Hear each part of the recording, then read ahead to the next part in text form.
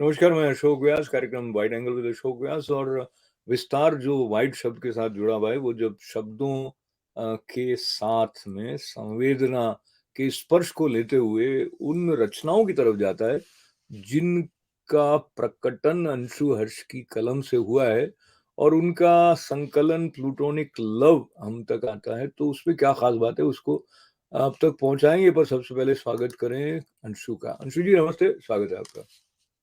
नमस्कार, प्रणाम, thank you so much. आप इतना कुछ कर रही हैं, ऐसा बहुत लोग जानते हैं, जिसमें कुछ फिल्म फेस्टिवल के साथ आप जुड़ी हैं, फिर पीके बुक के साथ आप जुड़ी हैं, और एडिटर हैं सिंपली जयपुर की, और भी बहुत सारे कार्य कर रही हैं। उन सब के बीच में कविता कैसे आपको अपनी ओर खींच पाती है, और कैसे उसका समय का समायोजन होता है, उसके बारे में कुछ बताइए। अ, कविता मेरे लिए शायद समय नहीं माँगती, क्योंकि कविता वो अभिव्यक्ति है मेरे लिए जहाँ मुझे सुकून मिलता है, और जब मुझे सुकून चाहिए होता है, उसी वक़्त एक कविता अंदर से आ जाती है, और उसे लिखने के लिए ना समय की ज़रूरत है, ना बैठने की ज़रूरत है। तो एक सहज अभिव्यक्ति है, मेरे ऑब्ज़र्वेशन की कह सकते हैं, कहीं कुछ देखा, कहीं कुछ महसूस किया, चाहे अपना है, चाहे किसी और का है। तो वो सहज भाव से बस एक भाव आ जाता है और वो पन्नों पर उतर जाता है। थोड़ा सा मैं हास्य की पगडंडी के आसपास से गुजरते हुए कह रहा हूँ। आपने जैसे कहा कि सुकून की जब आवश्यकता होती है तो कविता आ जाती है। इसका मतलब है कि सुकून है नहीं आपके पास तो बहुत सारी कविताएं आती है। सुकून सुकून कैसे हो सकता है? आप बताइए कि इतनी तमाम उलझनें जीवन की, कौन है सुकून में? मैं ऐसे कहना चाहूंगा कि मैं हूं, और फिर बाद में मैं ये नहीं कहूंगा कि सच झूठ के बारे में बात नहीं करेंगे। पर हाँ, आपके बिल्कुल। पहले आपके इस संकलन की शक्ल हमारे दर्शकों तक पहुंचा है, जिसके बारे में आज हम बात करें। नाम है इसका प्लेटोनिक लव, और इसके पीछे आपने लिख दिया है कि विचारों के सैलाब की एक राह मुझे मेरे ही अंदर लिए जा रही है, तलाश रही हूँ इस भाव को, एक शब्द देना चाहती हूँ इस गहरे लगाव को। और आप तक बात पहुंचाने से पहले मुझे बहुत ही एक अलग किस्म का आनंद आया, जो आपने इस संकलन के प्रारंभ में बात कही है, कि लिखती जाती हूँ मैं, क्योंकि मुझे ऐसा लगता है कि मुझे लिखते लिखते ईश्वर मिल जाएगा, और ये मुलाकात मेरी जिंदगी की मनचाही मुलाकात होगी। इसको थोड़ा जी। सा और आप बताएं कि लिखने में और ईश्वर प्राप्ति के पुल में आप की जो दृष्टि है, उसको थोड़ा सा बताएं। लिखने में जो भाव अभिव्यक्ति होती है, या प्लेटोनिक लव की अगर मैं बात करूँ, तो जब हम मंदिर जाते हैं, हम मूर्ति के सामने बैठते हैं और हमेशा एक श्रद्धा होती है, एक भाव होता है। हमें मालूम है कि वहाँ से कोई जवाब नहीं आएगा, लेकिन हम अपनी हर बात उनसे किए जाते हैं। तो मेरे लिए उनसे जो भी कहना होता है, तो कविता के माध्यम से मैं पन्नों पर लिख देती हूँ। वो मेरे कभी मेरा निस्वार्थ प्रेम भी होता है, कहीं स्वार्थी प्रेम भी होता है, क्योंकि भौतिक जीवन के लिए बहुत सारी आवश्यकताएँ हैं, उनको भी लिख देती हूँ। और कई बार ग्रैटिट्यूड जो पे करना है, उसको भी लिख देती हूँ। तो हर भाव जो अभिव्यक्त होता है, वो उस ईश्वर को समर्पित है, क्योंकि मुझे ऐसा लगता है कि अ, मैं एक ईश्वर का इस ज़मीन पे आया हुआ एक अंश हूँ, और ये जो जीवन है, ये सिर्फ़ ऐसे ही नहीं मिला है, कोई कारण है, और उस कारण को मैं तलाश रही हूँ कि मेरे माध्यम से जो भी कार्य पूर्ण होने हैं इस भौतिक जीवन के, वो राह मुझे वो दिखाते रहें और मैं उन कार्यों को सहज भाव से पूर्ण करती रहूँ। जो सामने आता है कार्य, जो भी अच्छा कार्य है, जो दूसरों के लिए भी प्रेरणादायी हो, ऐसे ऐसे स्रोत मुझे जीवन में उनके माध्यम से मिलते रहें, तो वो प्रेरणा मेरे जीवन में बनी रहे। तो इसीलिए जब ये पूरी राह पूरी हो जाएगी और मैं उसके मंज़िल तक पहुँचूँगी, तो शायद वो ईश्वर से मुलाकात वहाँ पर हो मेरी। चलिए, तो आपकी इस बात को जिन रचनाओं के माध्यम से प्रस्तुत होकर इस संकलन में आने का अवसर मिला है, उनमें से कुछ रचनाओं की तरफ बढ़ें, तो सबसे पहले कौन सी कविता आप हम तक पहुंचाना चाहेंगी? सबसे पहली ही कविता है, इसमें सिर्फ़ 4 पंक्तियाँ ही मैंने लिखी हैं। उसका जी, शीर्षक है आस्का।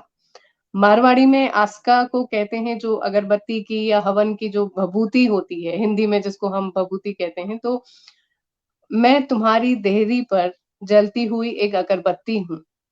तुम्हारा नज़रे करम हुआ, तो आस्का हो जाऊँगी। आस्का जिसे हम सभी माथे पर लगाते हैं और अच्छे काम के लिए काम में लेते हैं। तुम्हारा नज़रे करम हुआ, तो आस्का हो जाऊँगी, वरना जीवन का अंत तो राख होना ही लिखा है।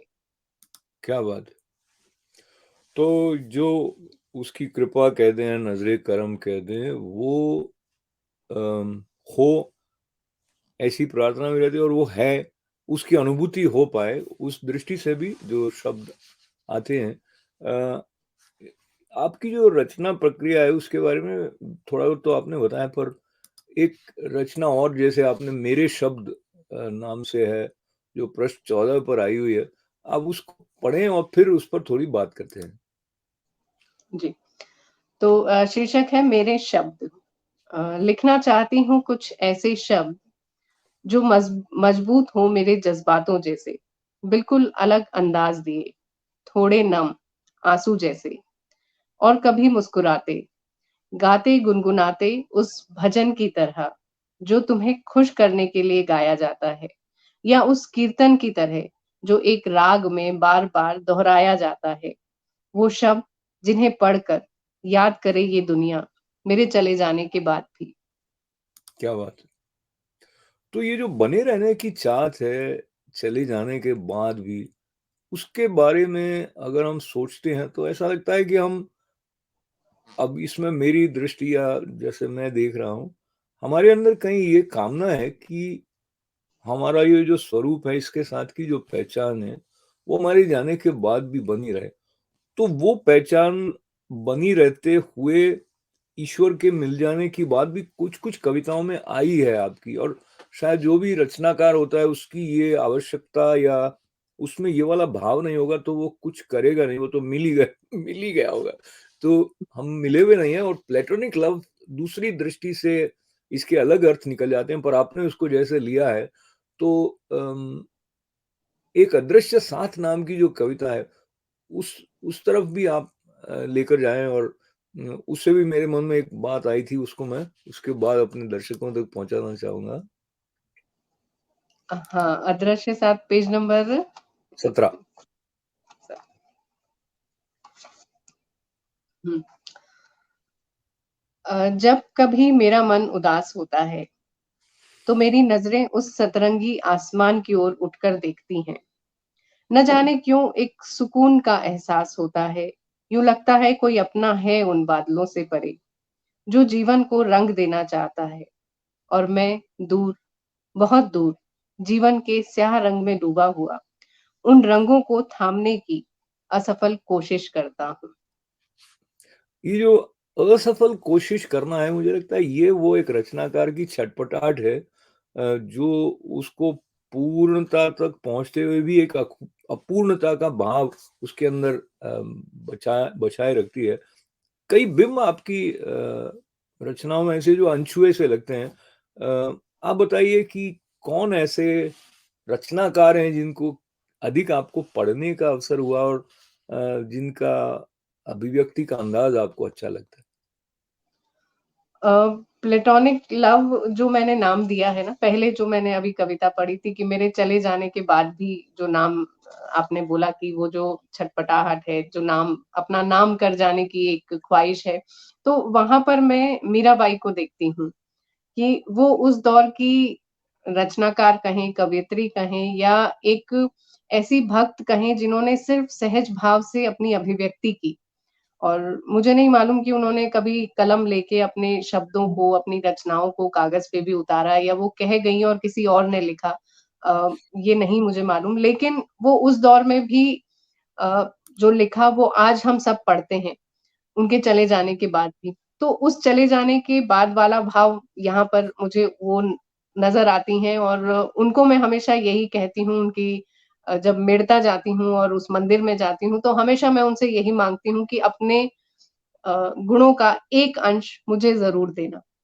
तो वो उस कविता के साथ ये भाव जुड़ा हुआ है और जब ये बात करती हूँ अदृश्य साथ की, तो हम सभी मतलब सभी की आदत होती है कि जब भी कभी परेशानी होती है, तो ऊपर वाले की तरफ हम देखते हैं, आसमान की तरफ हम देखते हैं। यहाँ पर कई लोगों को मैंने देखा है इस तरह से कि अच्छा हुआ है तो थैंक गॉड भी करते हैं और बुरा हुआ है तो हे प्रभु तूने क्या किया?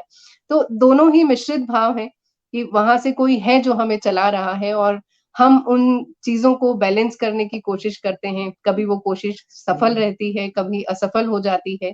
तो बस वही भाव यहाँ पर आ जाते हैं कि अगर मैंने मेरा मनचाहा हुआ, तो वो बैलेंस हो गए, वहाँ सफलता हासिल हुई और कभी नहीं हुए, तो मन को ये समझाते हुए कि नहीं ईश्वर ने शायद इससे अच्छा कुछ और सोचा हुआ है, तो वो असफलता की कोशिश वहाँ पर हो जाती है। बहुत सुंदर। जो हमारी भारतीय परंपरा है उसमें जो भक्ति का स्वरूप है, जब आप मीराबाई को स्मरण करती हैं तो वो एक उन्नत भाव की तरफ विशेष रूप से ले जाता है उसको। वर्तमान संदर्भों में जहाँ कंप्यूटर भी है, स्मार्टफोन भी है, आपसी संबंधों का स्वरूप भी अलग है, उस तन्मयता से डूबकर श्री कृष्ण के स्वरूप के साथ एक में एक होने वाली मीराबाई की बात को लेकर आपकी जो पृष्ठ 27 पर एक मुलाकात शीर्षक की कविता है, उसमें बहुत सरल शब्दों में मुझे लगता है आपने वो वाले चरण भी उनकी ओर इंगित आपकी ये रचना करती है, जिनको लेकर आप उस उछाल को प्राप्त कर सकते हैं, जहाँ ऐसा लगे कि वो आपको आसमान, जैसे आपने कहा, तो आसमान में वो आपको आलिंगनबद्ध करने के लिए तैयार है। पर उसकी तैयारी के कुछ संकेत भी इस रचना में, ये पृष्ठ 27 वाली रचना भी आप सुनाएँ, मुलाकात शीर्षक की। जी। तो ये एक मुलाकात है और हम सभी के जीवन का कोई न कोई नियम ज़रूर होता है। तो बस उसी नियम की बात है कि बहुत बरसों से मैं एक नियम हर दिन निभाती हूँ। हर दिन नियत समय पर मैं तुमसे मिलने आती हूँ। तुम मुझे देखो या ना देखो, तुम सुनो या ना सुनो, लेकिन मैं वादे की पक्की हूँ, अपना वादा निभाती हूँ और हर दिन नियत समय पर मैं तुमसे मिलने आती हूँ। यहाँ पर वही भाव है कि हम मंदिर जाते हैं, मूर्ति हमें देखकर ना मुस्कुराती है, ना कोई भाव प्रकट करती है, लेकिन फिर भी हम अपना नियम निभाते हैं। तो जो पीड़ा की ज्वाला होती है, वो भाव रूप हो जाती है। इसीलिए तुमसे मुलाकात का मैं कोई भी पल नहीं ठुकराती हूँ। हर दिन नियत समय पर मैं तुमसे मिलने आती हूँ। अब किसी की ज़रूरत नहीं है, बस तुम साथ हो। इस एहसास को अदृश्य मैं जिए जाती हूँ। बस इसीलिए हर दिन सिर्फ तुमसे मिलने आती हूँ। तुम इंतज़ार करो या ना करो, कोई फ़र्क नहीं पड़ता। तुम मुझे देखकर खुशी ज़ाहिर करो या ना करो, कोई फ़र्क नहीं पड़ता। समभाव भी तो तुम ही ने सिखाया है। बस अब वो राह जीवन की जिए जाना चाहती हूँ। इसीलिए सिर्फ तुमसे मिलने नियत समय पर आती हूँ। क्या इसीलिए बात! सिर्फ तुमसे मिलने नियत समय पर आती हूँ। तो इसमें एक जो ललक है, एक निश्चल और नन्ही सी कोशिश कहा जाए, क्योंकि दर्शन के स्तर पर जाते हैं तो उसमें और कई आयाम इसके जिनके संकेत इस रचना में हैं। और जैसे आपने कहा कि वो मूर्ति तो निश्चित रूप से वो जब भक्ति के भाव को लेकर जाते हैं तो अपने आप ही कहते हैं भाव के भूखे हैं भगवान। तो जो भक्त होता है उसके लिए वो मूर्ति नहीं है। मीराबाई जिस विग्रह को लेकर जीती रहीं, तो वहाँ वो साक्षात कृष्ण का स्वरूप उनके लिए बन जाता था। तो ये जो भाव है उसकी यात्रा जो आधुनिक जीवन है उसमें कैसे हो रही है, उसके कुछ संकेत जब हम अंशु जी की कविताओं के साथ ले रहे हैं, तो अंशु आपकी एक कविता मैं सुनाकर फिर आगे बात ले जाना चाहता हूँ, और ये कविता का शीर्षक है शब्द दीप। जी, अंशु लिखती बिल्कुल। हैं, शब्द दीप जैसे ही तो होते हैं, जब मन तप कर अपनी बात कहता है तो रोशन करता है। पढ़ने वालों को दिल को जलाइए, लेकिन खुद को बुझाने के लिए नहीं, खुद जल कर दूसरों को रोशन करने के लिए। तो ये जो रचना है इसका जो उद्गम का जो समय था अगर स्मृति में हो और आपको लगे कि ये कैसे आई थी ये बात, बताएँ? ऐसे कुछ विशेष तो मुझे याद नहीं, लेकिन जीवन के जो घटनाक्रम होते हैं कई बार शायद हम अपने जीवन में जो कार्य कर रहे हैं, जहाँ जिस ओहदे पर हम होते हैं, तो अपेक्षाएँ जो लोगों की होती हैं कि हमें तो हमेशा खुश ही रहना है, हमेशा हमें दूसरों को प्रेरणा ही देनी है, इंस्पायर ही करना है, हम कभी उदास नहीं हो सकते। हम कभी डिमोटिवेट खुद नहीं हो सकते, हमें दूसरों के लिए उजाला बनना है। तो बस वही भाव मन में रखकर शायद इस कविता की रचना की मैंने, कि कहीं क्योंकि मानव जीवन है तो बहुत सारे अप एंड डाउन्स आते हैं। तो अगर कभी ऐसा होता है तो हमें अगर जलना भी पड़े तो जल कर हमें खत्म नहीं होना है, हमें उस जलन को भी रोशन करना है जिससे सामने वाले को ये प्रेरणा मिलती रहे कि नहीं, जो जीवन है उतार-चढ़ाव सभी के जीवन में आते हैं, चाहे वो कोई बड़ा इंसान हो, चाहे कोई छोटा इंसान हो या कोई भी हो।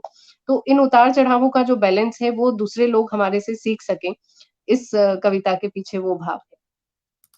तो एक तरफ जहाँ भक्ति की बात है, दूसरी तरफ मुझे लगता है ये प्रेरणा, या जीवन को कैसे अपनाएँ, आशा बनाए रखें, वो सारी बातें भी आपकी रचनाओं में आती हैं। और जो समर्पण की बात है उसमें कौन-सा स्वरूप किसके लिए अधिक तीव्रता से उसको आकर्षित कर लेता है, वो भी अपने आप में एक पहेली है। पर आपकी रचना से और आपकी बात से, जैसे हनुमान जी के प्रति जो आपका भाव है, तो इस संकलन प्लेटोनिक लव में भी पृष्ठ 52 पर एक रचना है, जो हनुमान जी को समर्पित है, वो सुनाएँ। और ब उसको सुनाने से पहले या बाद में आप बताएँ कि कैसे ये तीव्रता आपने अपने भीतर उसका दर्शन किया? और कोई विशेष बात जो हनुमान जी के बारे में आप कहना चाहें तो? जी, यूँ मिले हो जीवन में, इस कविता का शीर्षक ये है कि जब से मिले हो, हर दिव्य स्वरूप में तुम्हें देखा है, महसूस किया है, उस धैर्य और साहस को, जो हनुमान की वीरता है। जान पाई कृष्ण की लीलाओं को, जो एक पग सांसारिक और दूसरा जग से निर्मोही सा है। बुद्ध की बुद्धिमता और वैराग्य तो तुम हो ही, राम की सरलता से लबरेज तुम्हारे ख्याल कभी-कभी मुझे संदेह के घेरे में भी खड़ा किए जाते हैं। कभी राधा बनकर तुम्हारा प्रेम महसूस करती हूँ, कभी सीता बन मर्यादा की सीमाओं में कैद रहती हूँ। मीरा बन बैरागी हुई हूँ। इस सुजाता ने न जाने कितनी कविताएं रच दी तुम्हारे लिए। एक राह नजर आती है, जहाँ की मंजिल में मैं खुद को पा जाती हूँ। तुम यूं मिले हो जीवन में। क्या बात है! क्या बात है! तो एक जो विश्वास होता है कि जीवन में चाहे कोई साथ दे ना दे, मुश्किलों में, खुशियों में, लेकिन वो जो एक साथ जो हमारे होने का प्रमाण है कि आज हम यहाँ हैं, इस धरती पर हैं, तो किसी ने भेजा है हमें। मतलब हुँ। उसकी खोज है मुझे। तो इसीलिए शायद शब्दों के माध्यम से वो रचती जाती हूँ चीज़ें। और इसीलिए शायद मैंने ये लिखा है कि लिखने में मैं उसको खोजती हूँ, तो जब कलम कभी चलते-चलते उसकी स्याही खत्म होएगी, तो उस मंज़िल पे पहुँचूँगी जहाँ पर वो मुलाकात होगी। अब फिर से हम स्वरूप की बात कर रहे थे, तो हनुमान जी के बारे में आपने अध्ययन भी किया है, सुना भी है। कौन-सा ऐसा उनका उनके चरित्र का ऐसा प्रसंग है जो आपको विशेष रूप से प्रेरित करता है? आपने विजय मेहता जी के साथ, विजय मेहता जी है नाम उनका? हाँ, विजय शंकर मेहता जी। विजय जी। शंकर मेहता जी, हाँ, उनके साथ भी आपने हनुमान जी के बारे में सुंदरकांड पर और सुना है। तो ऐसा प्रसंग जो कि समय-समय पर आपको प्रेरित करता रहा हो, जिससे आपको संबल मिलता रहा हो, हनुमान जी के चरित्र में से? हनुमान जी से जीवन के हर चीज़ को बैलेंस करने की सीख मिलती है। चाहे वो मैनेजमेंट हो, चाहे वो मतलब पारिवारिक चीज़ें हों, चाहे वो आपके ऑफ़िशियल चीज़ें हों। तो हनुमान जी की जो कार्यशैली थी या जिस तरह से वो एक साथ लेके चलते थे लोगों को, जिस तरह से उन्होंने वानर सेना की साथ राम जी को युद्ध जितवा दिया। और सबसे बड़ी बात समर्पण का जो उनका भाव था अपने स्वामी के प्रति, वो भाव मुझे बहुत प्रेरित करता है। साथ होने का एहसास जो वो दिलाते हैं, वो मेरे लिए जो आध्यात्मिक अनुभव एक इंसान करता है, वो अनुभव मेरे साथ हैं। तो बहुत सारी चीज़ें हैं जो मुझे मैनेजमेंट गुरु अगर कहा जाए तो हनुमान जी बहुत अच्छे मैनेजमेंट गुरु हैं। किसी को कनेक्ट करना है, बिज़नेस में रेफरल देने की अगर जैसे हम बात करते हैं क्योंकि कमर्शियल लाइफ़ हम जीते हैं, तो जैसे सुग्रीव को और श्री राम को उन्होंने कनेक्ट किया कि ये आपका ये काम करेगा और ये आपको इसका ये काम करना है। तो जो बाली सुग्रीव को उन्होंने युद्ध में जो जिताया और फिर श्री राम की सहायता सुग्रीव ने की। तो ये कनेक्शन भी करवाने में हनुमान जी का एक बहुत बड़ा रोल रहा। तो इस तरह से और जब लंका गए वो और सीता को वो चाहते तो वो खुद लेकर आ सकते थे। लेकिन उनको उतना ही जितना कहा गया उतना वो काम करके आए। तो स्वामी भक्ति जहाँ नज़र आती है, समर्पण जो नज़र आता है, मैनेजमेंट स्किल्स हम जिनको कह सकते हैं, तो वो सारी सीख हमें हनुमान जी से मिलती है और कहते हैं कि कलयुग के प्राकट्य देवता हनुमान हैं, तो मुझे ऐसा लगता है कि वो हैं यहीं तो वो सुन रहे हैं मुझे और वो सुनते हैं। बिल्कुल सुन भी रहे हैं और आपसे बल्कि हमारे मध्य जो भी शक्ति है वैसा भाव रहता है तो वहीं से आ रही होती है और इसमें वो भी है कि जाकी रही भावना जैसी प्रभु मूरत प्रभु देखी थी मोहन वैसी तो जिस तरह से देखेंगे वैसे दी जाएंगे। मैनेजमेंट की दृष्टि से देखेंगे, भक्त की दृष्टि से देखेंगे, दास्य भाव की दृष्टि से देखेंगे, पर चलते चलते आपकी जो रचनाएं हैं उनमें एक सरलता है और उसमें जो एक साहित्यिक अभिजात्य की गंध जैसी नहीं है। तो जो युवा हैं और क्योंकि अन्य प्रकल्पों के माध्यम से भी आपका युवाओं के साथ भी जुड़ाव रहता है, क्या रिस्पॉन्स कविताओं के प्रति आज की पीढ़ी का आपको लगता है उनकी रुचि रहती है या नहीं रहती है? नहीं, रहती है और सभी लोगों का यही कहना है कि बहुत सरल शब्द काम में लेती हूँ और सरलता से लिख देती हूँ। तो लोग उसको समझ भी जल्दी जाते हैं क्योंकि साहित्यिक जो शब्द जो क्लिष्ट शब्द हैं, उनको मुझे काम में लेना भी नहीं आता और शायद मुझे आते भी नहीं हैं। तो जो सिर्फ़ मेरे भाव हैं, जो हम साधारण भाषा में काम में लेते हैं, वही भाव आते हैं और उन्हीं को कविताओं का नाम दे देती हूँ। तो मुझे नहीं पता कि मेरी कविताएँ साहित्य के किसी नियम पे खरी उतरती हैं या नहीं। तो लोग उसको जब सुनते हैं, तो उससे कनेक्ट भी होते हैं और खुद कई बार लोग मुझे रिस्पॉन्ड भी करते हैं, तो जुड़ते हैं वो उस कविता से कि यही हम कहना चाहते थे, हम कह नहीं पाए और आपने लिख दिया। तो ये चीज़ मुझे कई बार सुनने को मिलती है।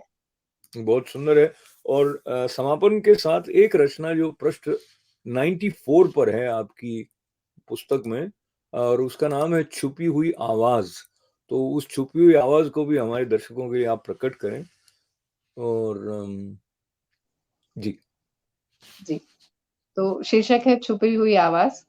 सुबह जब पलकें खुली तो आसमान से बूंदें बरस रही थी। कहने को सावन की फुहार थी, पहली बारिश थी लेकिन यूँ लगा जैसे आसमान रो रहा है। हवा चल रही थी, एक सुहानी पुरवाई सी, लेकिन यूँ लग रहा था जैसे मेरे वजूद को बिखेरने आई हो। गीली मिट्टी की खुशबू चारों तरफ से आ रही थी, लेकिन ऐसा लगा जैसे मेरे ख्वाब को दफन कर जो रेत बिखरी है, उसकी महक में छुपकर मुझे कोई कुछ कहना चाहता है। शायद ये कि ये पत्थर पर नहीं, रेत में दफन हुआ ख्वाब है। मुकम्मल मौसम फिर से आएगा और ये फिर उग जाएगा, यकीन रखना। क्या बात है, क्या बात है।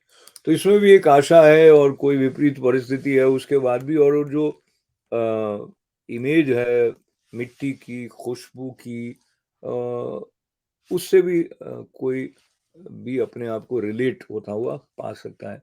तो आपके और भी 2 संकलन आ चुके हैं, उन पर फिर कभी चर्चा करेंगे पर जब ये पहला संकलन प्रकाशित हुआ था तो कैसा लगा था जब अपनी किताब छपी हुई हाथ में लेते हैं तो एक अलग ही भाव आता है? बिल्कुल पहला संकलन जब आया था 2013 की बात है। शब्दों का समंदर उसका नाम था और अ, बहुत ऐसा लग रहा था जैसे शायद एक नए किसी बच्चे को जन्म दिया हो क्योंकि कविताओं का लिखना मेरे लिए जीवन में बहुत देर से शुरू हुआ। ऐसा नहीं था कि मैं बचपन से लिखती थी, पढ़ती ज़रूर थी, किताबें पढ़ने का शौक था लेकिन शब्दों की अभिव्यक्ति जो शुरू हुई वो 2008 और 9 के बाद शुरू हुई। और 13 में मेरा पहला संकलन आया, तो उस वक़्त भी जो मेरी प्रेरणा थी वो मैं खुद ही बनी, मतलब लोगों को देख के कि अच्छा ऐसे कविता की किताब प्रकाशित भी करवाई जाती है। तो वो प्रेरणा भी मुझे ईश्वर से ही कहीं अंदर से ही मिली, तो हमेशा इसीलिए एक पॉज़िटिव, एक आशा की किरण मैं अपने अंदर रखती हूँ, क्योंकि मेरा नाम का भी मतलब रश्मि होता है। रश्मि मतलब सूरज की वो एक किरण। तो रोशन करने के लिए ही इस जीवन में हूँ, इस धरती पर हूँ, और मुस्कुराते रहिए, क्योंकि हमारे गुरुजी यही कहते हैं कि अगर हनुमान भक्त हैं तो मुस्कुराते रहेंगे, तभी हनुमान जी हमारे साथ रहेंगे। तो आशा की एक किरण इसीलिए हमेशा साथ रखती हूँ और मुस्कुराती रहती हूँ। चलिए, तो आपकी ये मुस्कान आपकी रचनाओं के माध्यम से औरों तक भी पहुँच रही है, इस बात की प्रसन्नता के साथ में जैसा एक स्वभाव होता है आलोक का, वो फैलता है और कभी रचनात्मक रूप से अलग-अलग अभिव्यक्ति के माध्यम से जो फैलाव है, उसमें आपकी भी एक महत्वपूर्ण भूमिका बन पाई है, हनुमान जी की कृपा से, ऐसा कहते हुए आपको बहुत सारी मंगल कामनाओं के साथ आपका साथ जुड़ने के लिए आभार है। धन्यवाद है। धन्यवाद आपको कहूँगी, बहुत-बहुत धन्यवाद मेरी इस आवाज़ को पूरे विश्व में पहुँचाने के लिए। बहुत धन्यवाद। तो पूरा विश्व में तो एक विश्व आपके अंदर है और सब अपने आप में एक सृष्टि है, ऐसी बात को लेते हुए अंशु की बात सही इस दृष्टि से कह सकते हैं क्योंकि बाकी तो संसार बहुत ही व्यापक है। पर उनका धन्यवाद है, आप सबका आभार है, मंगल कामनाओं के साथ अशोक व्यास को अनुमति दें।